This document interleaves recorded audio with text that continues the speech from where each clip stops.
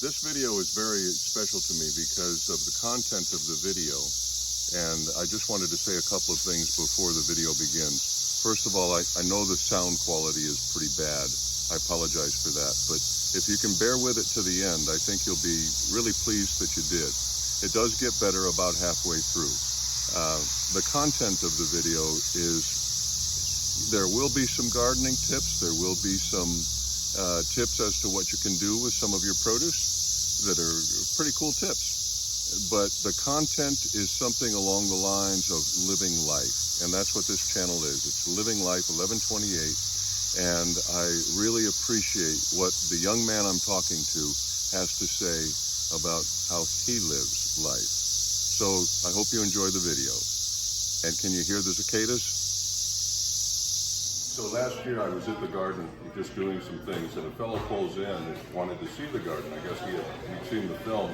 And we got to talking, and I knew immediately he wasn't from around here. He has a pretty thick accent, and his name is Iggy. And it turns out that he's not from here. We'll get into that in a little bit. But he's from Italy, and he has a pizza restaurant here in Gettysburg called... It's called Antica Napoli Pizza. Antica Napoli. Yeah. I wanted to say it correctly, because I don't always say it correctly. So I figured it'd be better right out of his mouth.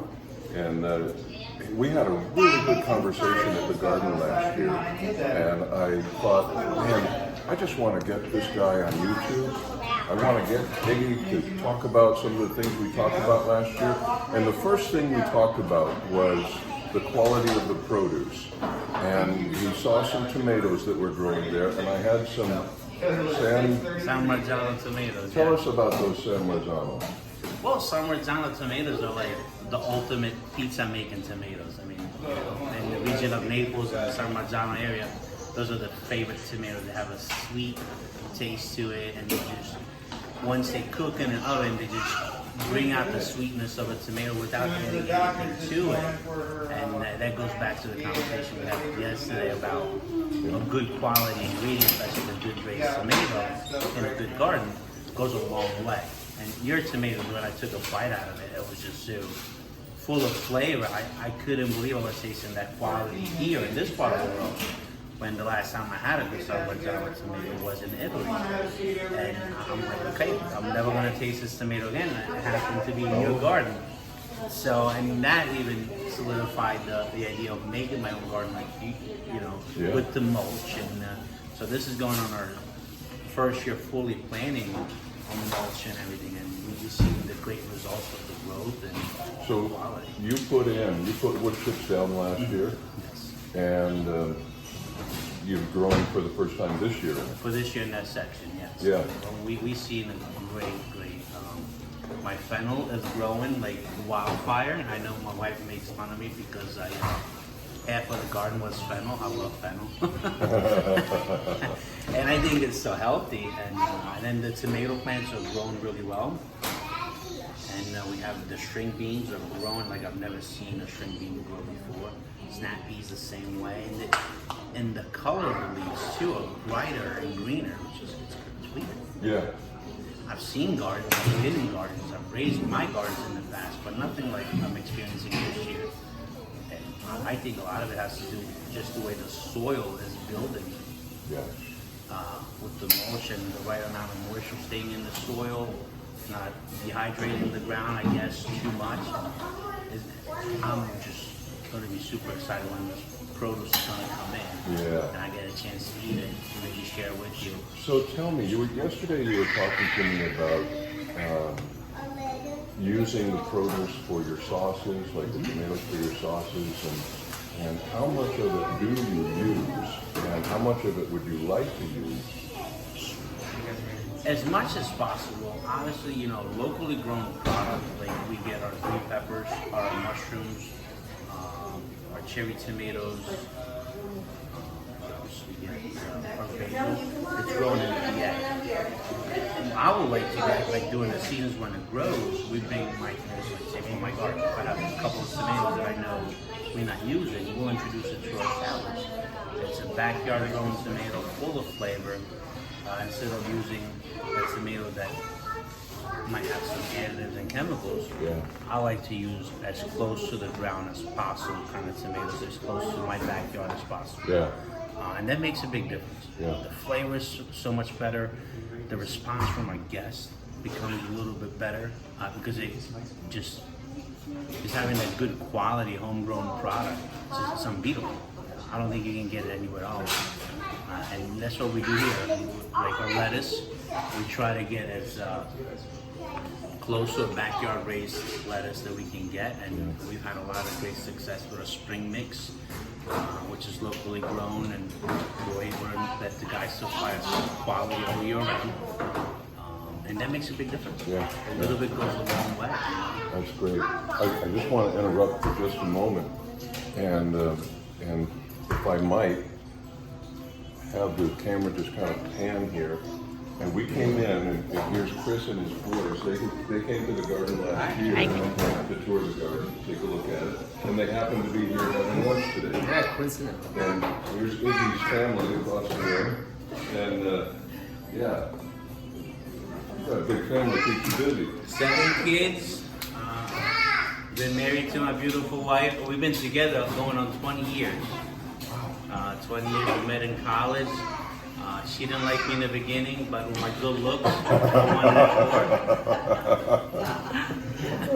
award. So 20 years later, 7 kids later, we are, and we're at a stage where we're thinking about doing other things like the garden, doing our homesteading, like the plan that I showed you yesterday. Yeah. You know, these are all plans that I have in motion right now, and that's because of the passion of growing fresh things from the ground. Right? Yeah. The society's become too much. Let's go to the store, let's get something out of a packet, put it in another packet, and resell it. Well, growing up in Sicily, a lot of it was either fresh from the sea or fresh from the farm. You had the fruit vendor coming in, and every day had fresh produce or seasonal produce, which is a big factor nowadays that we don't see as much because everything is grown in greenhouse. That you can get basically anything all year long. To me, that dilutes a little bit of the quality. When we have that seasonal fruit grows within the season when it's meant to grow, I feel like it has a lot better taste when it comes down to quality, taste, health benefits wise. That's another big thing that's another big reason why we grow in our own garden, because we know what we're putting in our soils. Yes. And that's a big factor. Yes. The past couple of years, I mean, that's one of our big focuses, to get healthier. And where do I start? From our food. Yeah. I think food has a big impact on how our bodies react. Yeah. What kind of illness grows in us too. If we don't have the right foods going in, that will make us ill long term. I believe that. Well, I'm very impressed with how I can tell you're quite concerned and you're quite focused on having good and healthy food. Organic food, not just for your family, but for your restaurant. Absolutely, yes. Yeah, because sometimes it's more economical, better profit margin if you use cheaper ingredients. But that's probably why you rank so high in the pizza restaurants in Gettysburg. Yes, we're up there. We're competing with some of the old timers in Gettysburg, and you know, our local fan base is definitely going to love us. And our recipes are good and they're amazing. But it comes to, like you said, our quality on ingredients. Yeah. If I don't give it to my kids, and my kids are here eating with us, and then we not offer our guests. So we're not changing our recipes for the customers and serving our family something else. It's the same product, because I believe it that much. And yes, it costs more to have that good fresh tomato, that good spring mix, that good lettuce, that I can go to the grower and say like, hey, and see what the ground looks like and see what kind of water he's putting in. That makes me feel more at ease, and our customers take full advantage of it because the product is so much better. Yeah. And the cost isn't relevant, because I feel like if you have good product, people will come to you, and the average person understands there is a monetary exchange that will go up or go down. Yeah. And with good product, folks around Gettysburg do love to eat our food for that reason, because our produce is that fresh. Yeah. You know? Well, listen, it's in the Gettysburg area, your food speaks for itself. I mean, a lot of people will say, "What's the best place to get pizza?" And they will say it. They will say Antica Napoli. And I went into a local place where I get materials for my job, much longer than the other day, and they were all the guys were having lunch, and I said, "What are you guys eating?" And they said they got something from here, and I said, "Oh, good stuff." They go, and they just raved about it. I guess I don't know. Every once in a while they come in and get things too, but Yes. I'm going to have to edit this because I forgot where I was going with that. Where was I going with that? How about how you went to the lumber place and having food? Oh, I know where I was going with that. So last year in the garden, and obviously you are not going to give out your recipes for pizza because that would be a little bit suicidal. Plus, it's probably too complex. But we talked about some recipes in the garden last year, and some things that you do with zucchini. And last year I grew some Italian zucchini, which most people wouldn't recognize as being Italian zucchini, but you did. Oh yeah. And so, what do you do with zucchini? Oh, I'm glad you brought that up, because that is like the ultimate meal. I love it. It's so versatile. You can do it with pasta, you can do it with a salad, you can do it in a soup. There is so much you can do, and it's so flavorful. It truly is. So my favorite way is to mix it with pasta. So basically, you get a skillet, you dice up your zucchini, put a little bit of olive oil, some garlic, throw the zucchini in a low to medium heat, let them sweat. Then there's some cherry tomatoes from your garden, and let those cook in there at a medium-low heat. And then meantime, on the side, have a pot going with water. Cook the pasta while it's finishing up, put a lid on it while you're straining the pasta, the zucchini, the tomatoes, the seasonings to your taste, like salt, pepper, will work their magic. And then you get the pasta you freshly drained, throw it in there, stir it up, add some Parmigiano Reggiano on it, fresh and hot, and it'll be the best pasta with Italian zucchini. Man, that sounds good. And then it's such a good healthy. I know people say like pasta is bad. I think in moderation, pasta is the best thing to eat beside a vegetable, and it makes a great dish. It brings you back to home. That was our home cooked meal. That was our finger food, because the mom will cook zucchinis and then leave them in bite-sized pieces, and I will go back and pick them and eat them because I just love zucchini. So yeah, that brought a lot of good memories. Same thing with the tomatoes, the Parmesan tomatoes, a lot of good memories. So and I thank you for that, because me and Lily, that's the girl, my kid that was with me that day, we had a whole conversation from here to Headers. We talked nothing about garden and fruits and vegetables from Italy, and how I was tasting your product, and I'm like, that brought me back. So, yeah. So you said also about the San Marzano tomatoes that in Italy, during the harvest season, what do you find in barns? Oh, you can have the San Marzano tomato. They dry hang them. They usually they use smoke. Let's say they have it's usually a dry warehouse where they will rope them and hang the whole tomato upside down. And it basically, I want to say, it does a cocoon effect to it. Yeah. And it gets basically cured. It dries the outside of it and leaves the tomato nice and good on the inside. And you can use it later down the season when there is no tomatoes around. Oh. And that was a cool thing that I learned in Italy, and I was impressed. Now, can I do it here? Probably not, because the weather is not the same. The environment is not the same. So, but it's a whole science by itself. And farmers do that all the time. They'll run the sheep. They'll try to cook a meal, and while they're using the heat to cook the meal, the smoke that goes up dries some Marzano tomatoes, and they become even sweeter, I want to say. Yeah. Because all that sugar in the tomato, or something happens. I don't know exactly what it is, but it makes them so much better when you make a sauce with them. Yeah. And it's something that I've only seen in Italy. nobody else, I think, is doing it around the world. And I was happy to see that and talk to you about it. Yeah. Like I said, it brings memories. Just talking about it right now, I'm going back like, oh, that's some good stuff. So how long have you been here from Italy? Well, I've been here. We immigrated in the United States in 98.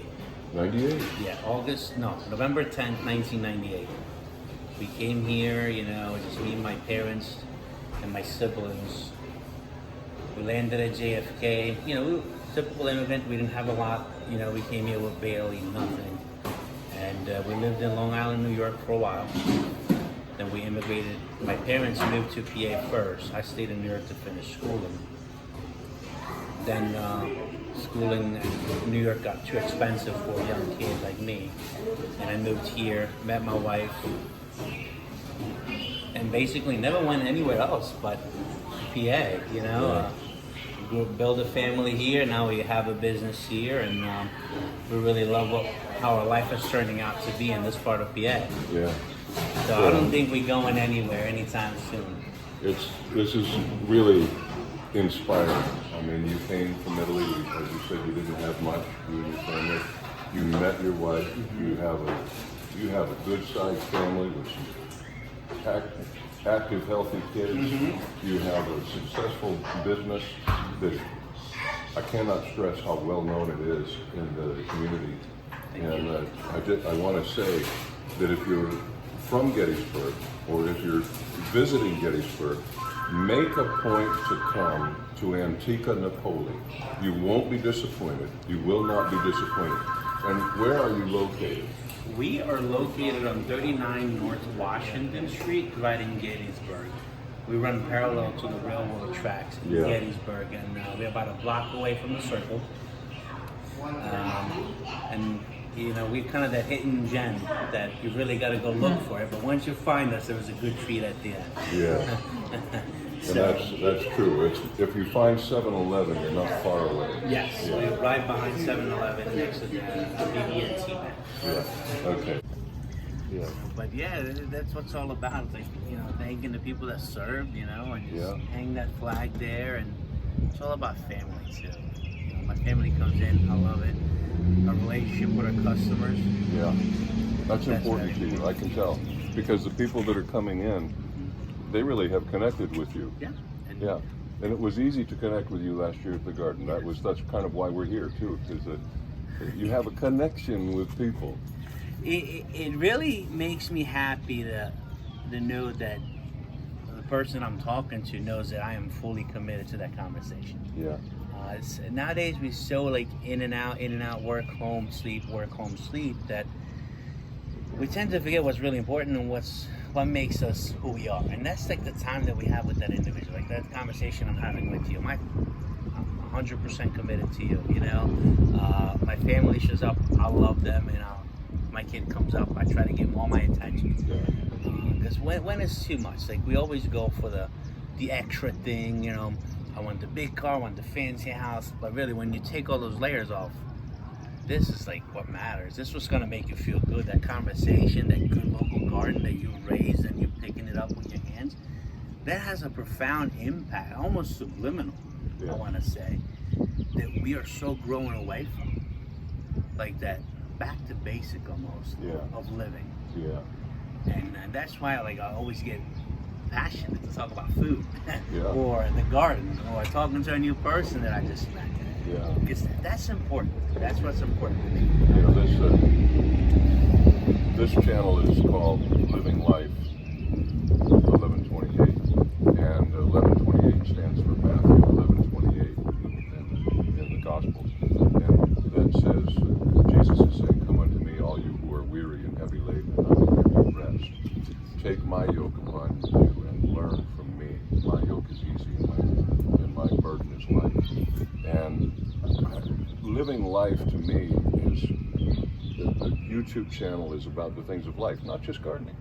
And that's part of why I really wanted to get with you, because you're living life, and your family is here. I'm just thrilled about that. Thanks, you.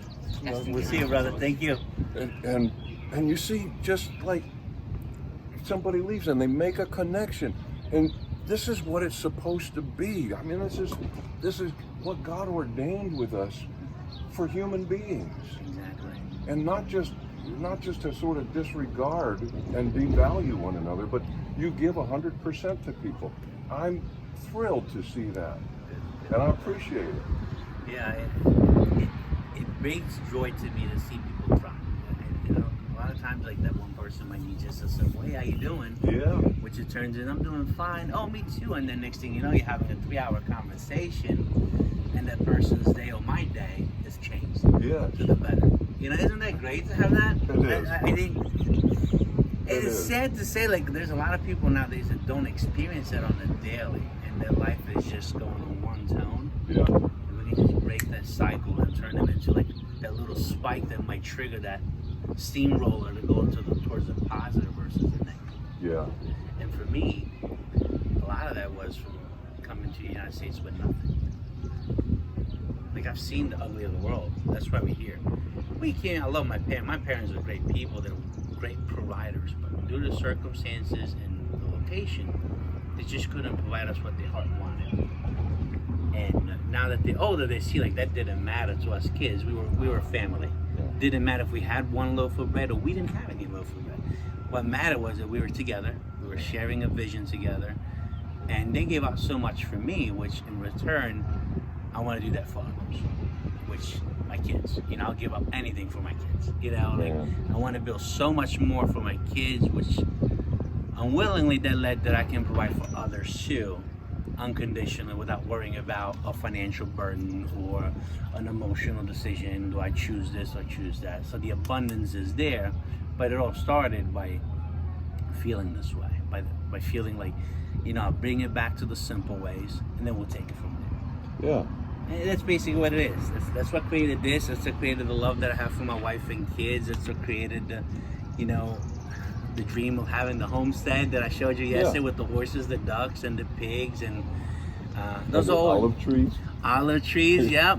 And that connected me to my dad even more, because my dad has always wanted to do these things, but he's never had the push to think that way. And now, you know, we're talking about growing grapes, growing olive trees, growing fennel, you know, making seasoned olives from the olive tree. So it all starts with a good conversation that sparks that emotion deep in us. Yeah. And you just go for it. You know what excites me? You know what I see happening here is we have what we call the American way, and the American way has become somewhat of a rat race. Mm-hmm. We all have a race to run. Mm-hmm. And Paul in the scripture said, "Run the race that is before you." And we all have a race to run, but most Americans run a rat race. And so, if I might say, God brings a man from Italy, brings a family from Italy, and raises up this young man with something in his heart to bring things back to the foundation of what God would have, family, relational with other people, and he blesses him and gives him favor to create these pizza recipes that are just, they're different, they're delicious. It's a good product. It's a good fresh raw ingredients coming out of a garden, you know? Yeah, but then you use that. I see the Lord really using the quality of that product that you're producing, and people are coming here, and you don't go to most pizza places, and the customers are intimate and personal with you. You don't see that other places. Yeah, our product is good. We know that the product is delicious, it's nutritious, it's made well, made with the guest in mind, our families in mind, what our families eat this. And a lot of people say this, but do they implement it? Probably not. Like, we truly implement. We will not give something to a guest that does not appetite us, or we won't give it to our family. It won't come out of the kitchen. But because it's just the way we are, the mindset we have in that kitchen, in this restaurant, and I as a leader, it's like, I want people to know that no matter what we do, small or big, we still got to make the decision to do it right. Yeah. Do it right. And that's what we do back there. Really, the connecting with the guests is like, my product is great, but I'm not selling pizzas. I'm selling like the dream of having a connection with a guest, because that's what was missing for me. That's the reason why I opened this place, is because when I went to other restaurants or pizzerias, you had the manager will come up, there'll be protocol, there'll be corporate settings. Yeah. You went to a small pizzeria, mom and pops, you can tell the owners were just abused and used of years of just hard work, and they lost that spark. You know, they didn't have that connection with their guests. You would walk up and say, can I get a pizza? Got nothing in return. Yeah. I didn't want that. I always wanted a place like old school. You went in, the owner knew you, knew your wife, knew your kids. Even if it was for that one day conversation, at least you know, next time you went in there, you will remember that owner or that employee or my wife and children in there saying like, oh, we had a great conversation. By creating that and making it personal, and that's bringing that person back, because that person truly heartfelt that conversation. It wasn't a protocol conversation. It wasn't just like, hey, I'm gonna say this, bye-bye. We don't do that. Our conversations are heartfelt. Yes. You know, and that's kind of like having faith on what you say. You know, Yeah. The biggest thing is if you don't have faith, you're never gonna be a believer, right? Yeah. Well, I'm telling you, So- you are providing more than pizzas and Italian dishes to people here. You are providing a seed for them that can be planted in their heart, that can grow into something that will take us back to where God intended. Family, relationships, reality, loving one another, caring for one another. Yeah, and you know, it's funny you say that, because I was listening to a speaker a couple of days ago, you know, on YouTube, and he said something that just blew me out of the water. If people only looked how great God made them, they wouldn't care about anything else in the world. Such a silly statement, but it's so profound and true. If people only knew how much time God spent on creating you, me, her, all our imperfections, all our perfections, and really saw that, you not having the Beamer didn't matter. You not having the Gucci shoes, it doesn't matter, because you know the guy up there made you so perfect. It doesn't matter. Everything else is materialistic. Yeah. And those words that you just said, it kind of brought that speech back to me. It's true. It's all about breaking it down to the simple, kind of like our fruits, like the Garden of Eden, right? Yeah. You know, what inspired that? Mother Nature. What falls from the tree lays on the ground, nurtures the ground, gives us fruits for us to reap. Yes. That's what life too. Parents grow up, we come out as fruits, and now we get nurtured by that. And we grow strong and healthy, and we were able to produce that in one way or another to others. Yesterday you looked different. It's not good time. And I went to kiss him, and he goes stiff as a board, and I'm like, oh, my beard. And then I was like, okay, I'm gonna shave, because I enjoy those kisses that you only get with a kid, and the kid is only a kid for so long. So if you miss those kisses, Yeah. you're not getting him back. Yeah. That's exactly why I went to shave it, went back to bed, snuggled, and kissed him for like another 30 minutes. I really love hearing that, and I really love seeing when somebody has the attitude that you have about their family. There's going to come a day that we're all going to stand before the Lord, and He's given us responsibility as husbands and fathers, and for women as mothers and wives, etc. But part of that responsibility is to really give the attention and love and training to these kids. And I can't tell you how many people over the years, as I've been pastoral counseling, have said, my father was never around, he was always working. And when we get to heaven, when we stand before the Lord, it's not that he's waiting to bring the hammer down on us. He's not. That's not ever his attitude toward us.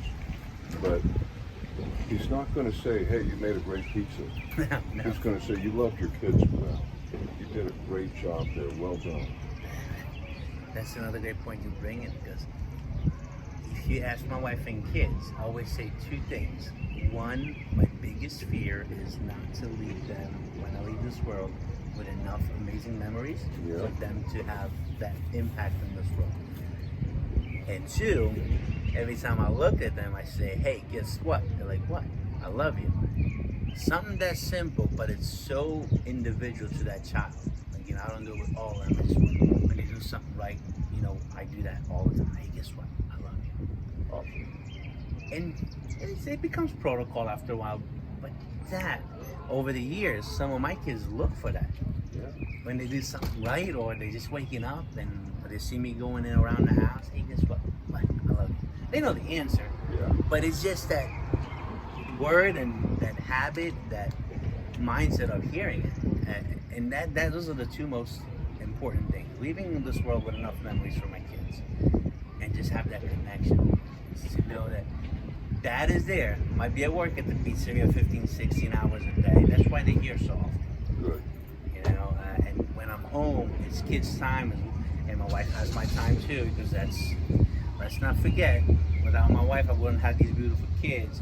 I wouldn't have had anything here without my wife. I mean, she's going through life, making mistakes, the one thing there is just we never looked at the hows or why they were wrong. We always looked on how to make them better and how to grow together.